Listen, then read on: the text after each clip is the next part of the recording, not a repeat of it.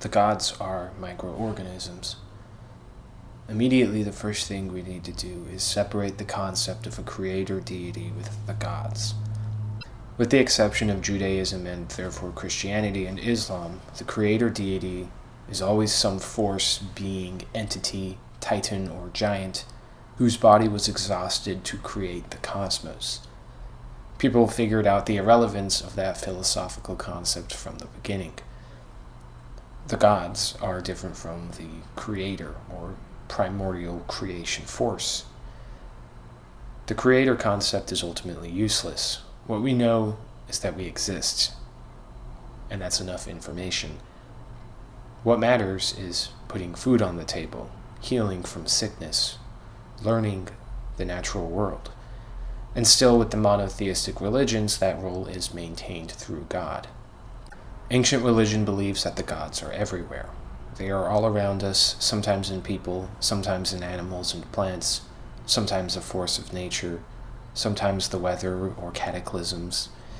They are in stone and water, in success and failure. What we have is the personification of the very things continuing life. The underlying force of nature is microbes. They fit all the parameters of the gods, invisible, everywhere, behind all things and situations, functions of the world. But what does that actually look like? How does this work? Let's start with agrarian magic. Among the earliest religious practices of mankind when we became agricultural, the crops and the health of livestock was determined by the gods, the will of the gods, and the people's ability to invoke, manipulate, and communicate with those gods. And that's why we see gods who rule over certain locations, certain crops like grain or fruit, themes of death and sickness and healing, even war and knowledge. I've referenced the Thesmophoria before, a late October festival of ancient Greece, dedicated to Demeter and Persephone. It was an all-female ritual that lasted 3 days. It centered around fasting, abstinence, and finally the provocation through crude language and sexual tauntings to stimulate the fertility of the land. A pig's carcass that had decomposed is spread over the newly sowed seeds to ensure a good harvest. But we know the forces behind a harvest, microbes that can destroy or protect the crops. This is what they appealed to. The lack of a microscope is irrelevant to knowing that there are underlying forces deciding things. In fact, humans have a built-in microscope sensor, our nose.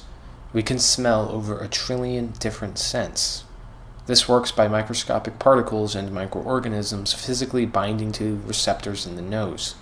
The brain interprets the chemical makeup of that particle, and thus we can smell. It is no coincidence that the strongest link to spirituality is smell. Whether it was a priest, a shaman, a sorcerer, a witch, a holy place, or unholy place, the smell is always the most important.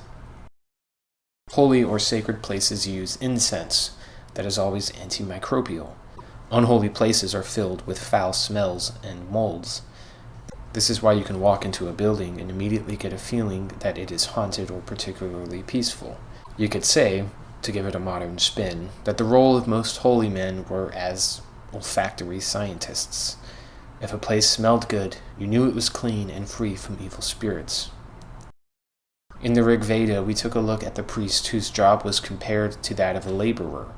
They spent all day praying and appealing to the microbial forces, the gods and spirits of the land, to ensure the health and success of the community. In liver reading, one of the earliest fully fleshed out sciences we have, we see the state of the liver and entrails of an animal to be indications of what's going on in the land. Divination mainly is attributing the byproducts of microbial functions to what they represent. An inflamed liver of the sacrificed animal would reveal illness or something in the land. The divination would warn against any venture that was risky. The gods were not on your side in that case. If there are subtle toxins in the air, land, water, or food source, then that is vital knowledge before starting a war, means success and defeat. We also see the entrails being the location of the soul in the majority of ancient belief. The gut is where the microbiome is primarily located. Of the trillions of microbes across thousands of species in us, most reside in the gut. We are also discovering that their function in health, consciousness, and personality is paramount. If you can read the liver of an animal, you may be able to extrapolate that the spirituality of the area is corrupted.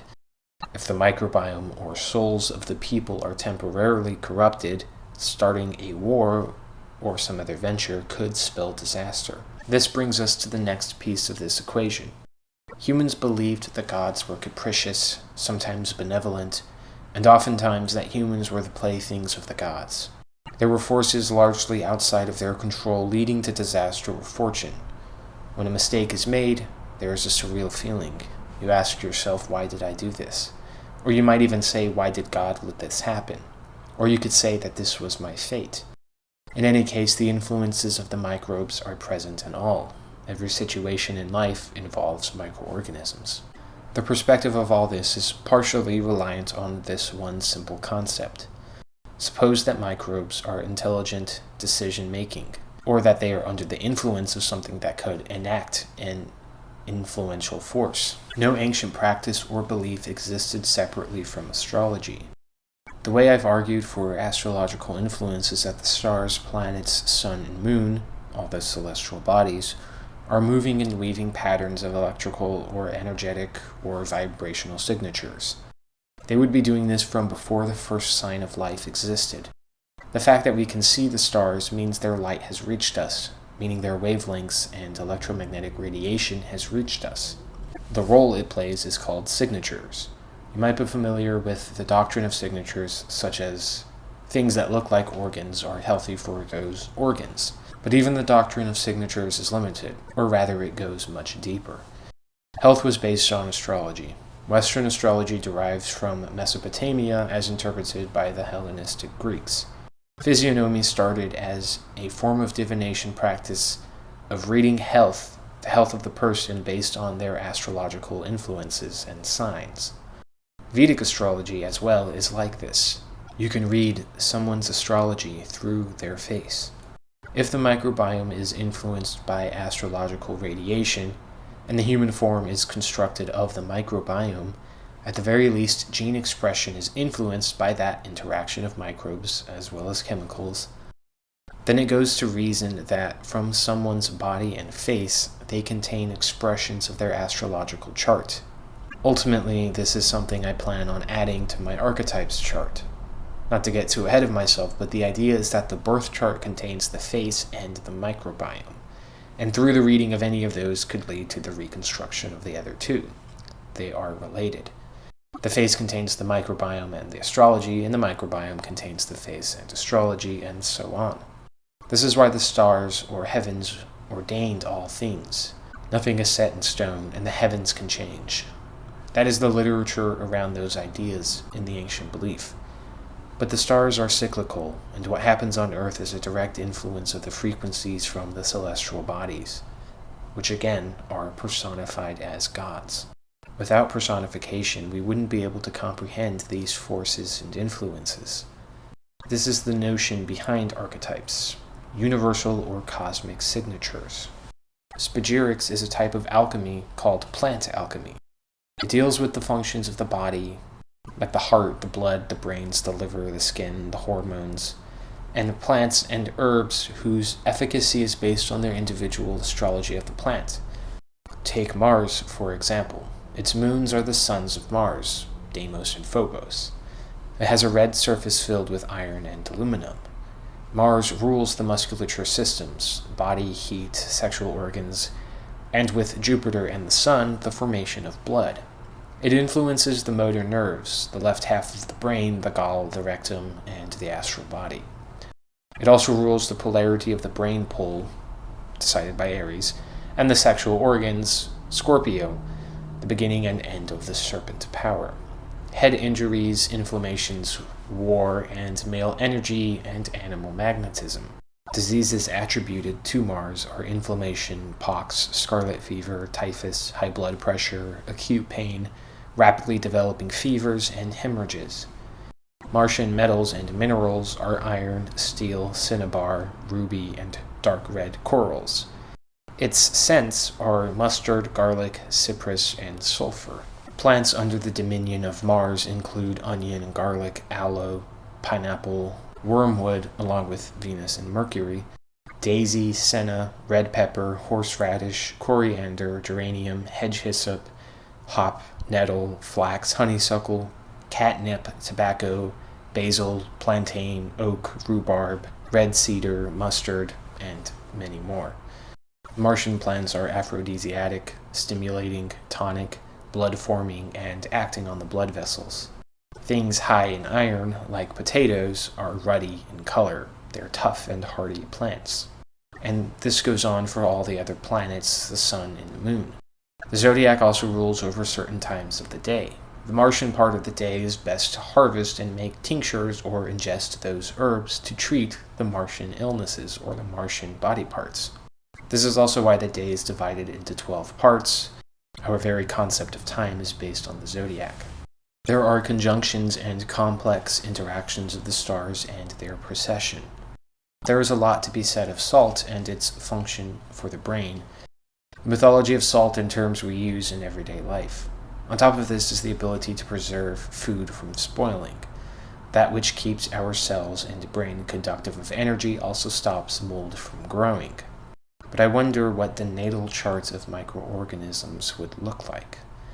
I wonder if there are any hints there, either in the role of the microorganisms in nature or the human body, and even relating to the shape of the microorganism itself.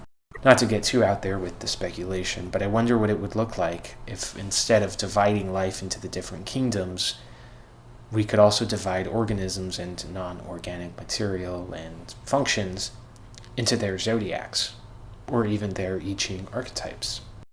But that is a theory for another time, I think.